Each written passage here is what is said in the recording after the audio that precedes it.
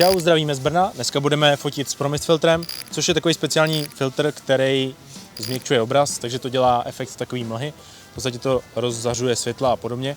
A bych vám to rovnou ukázal, tak to dělá zhruba nějaký takovýhle efekt.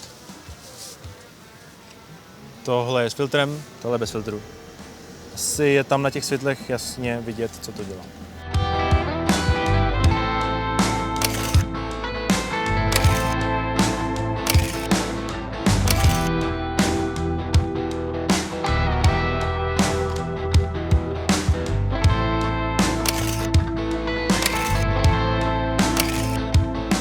Máme tady teďka pro vás jeden tip. Promist filtry jsou celkem drahý a kdybyste si to chtěli třeba jenom vyzkoušet, tak je tady takový trik, jak něco podobného nasimulovat. Stačí k tomu v podstatě obyčejný UVčko, který je jenom jako sklo, a lak na vlasy, případně nějaký jiný sprej.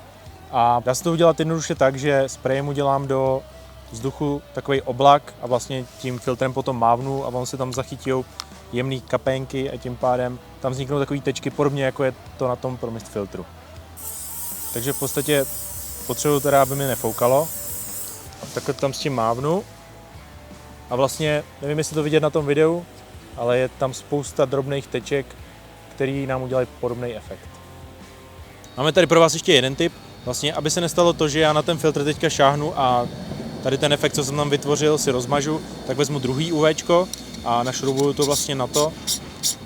A teďka už se mi nestane to, že bych si tu vrstvu nějak rozmazal.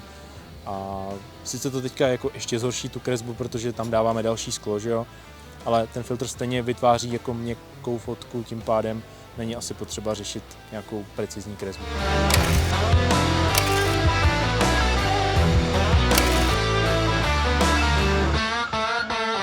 Tak jo, tohle bylo všechno z focení v terénu a teď se přesuneme k počítači, kde si ukážeme, jak podobný efekt ještě nasimulovat v Zoner Photo Studiu.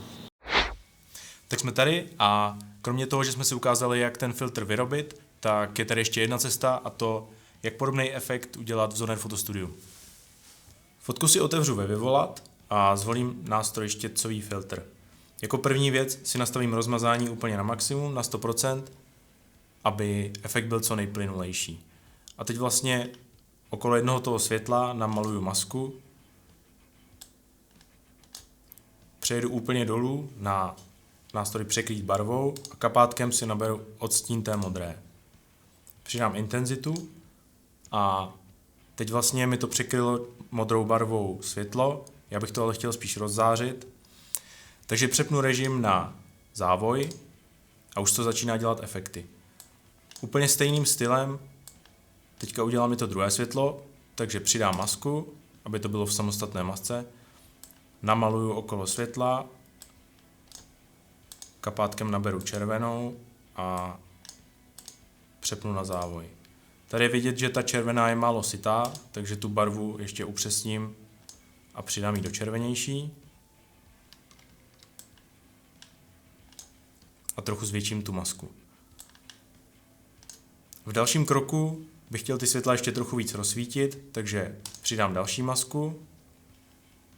Štětcem zase podobně namaluju okolo světel, teď už okolo obou, nějaký takový závoj a pomocí expozičních nástrojů, tady bude stačit expozice, světla a zřetelnost do mínusu, udělám to záření vlastně plynulejší a rozsvícenější. Tak a to je celý tajemství. A to, jestli budete chtít používat filtry, vyrábět si je nebo upravovat v počítači, nechám na vás. Každopádně budu se těšit u nějaký další úpravy, u nějakého dalšího videa a zatím se mějte. Čau.